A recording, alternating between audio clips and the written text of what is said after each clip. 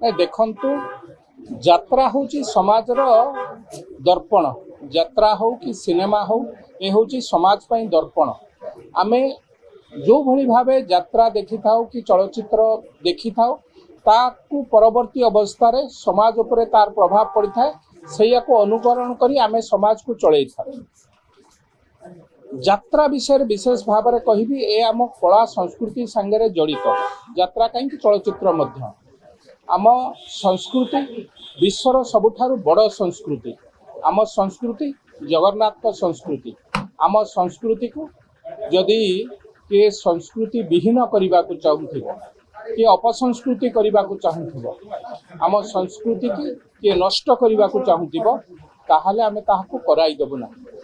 कहीं मु एक कथा कहूँ गत काली आज समस्त खबर कागज रे बाहरी यात्रा पेंडाल उपरे जीवंता घुषुरी जीवंता कुकुड़ा को जो भली भाव में हत्या करा जाउची ताकू स्टेज उपरे छिन्न विच्छिन्नता करिकी ताकू खिया जाउची बा ताकू हत्या करा जाउची ए गोटे समाज विरोधी कार्य बोली मु भाबुची।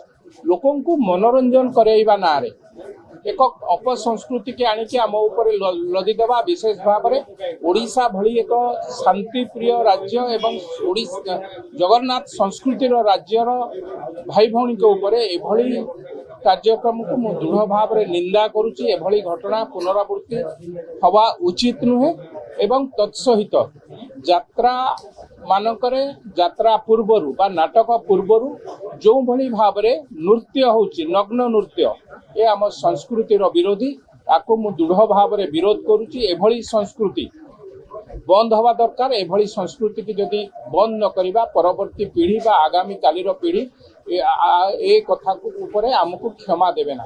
तेणु कौटी ना कौटी ए कथा ऊपर आमे सरकार दृष्टि आकर्षण करछि बाचस्पति दृष्टि आकर्षण करछि ए कथा तुरंत बंद हवा दरकार। एवं जोठी जोठी यात्रा पड़ुछि से जो अपसंस्कृतिर नग्न नृत्य ता पूर्वरु बाजुछि नाटक पूर्वरु नृत्य होछि ताकू तुरंत बंद करा दिबा दरकार। ता सहित सिनेमा रा जेमती सेंसर सिस्टम रही कौन खराब दृश्य कौन खराब कार्य जमती सिनेमा रे बाजी पारिबो नाही कौन खराब शब्द जमती बाजी पारिबो नाही सेथिपई एक सेंसर बोर्ड रही कटु साइज काटुचंदी से भली भावे यात्रा रिहर्सल पूर्वरु यात्रा पूर्वरु यात्रा मालिक माननकु सरकार एई भली सेंसर बोर्ड अनुसार कार्यक्रम करेबे बा यात्रा करेबे जहा द्वारा ओडिशार कला संस्कृति बंचिबो। आम संस्कृति बंचिले आमे बंचिबा परवर्ती पीढ़ी ए संस्कृति की नेकी गर्व करिबो। आम संस्कृति विश्वर सर्वश्रेष्ठ संस्कृति ए कथा को पुनर्बार आपन पाखरे उत्थापन।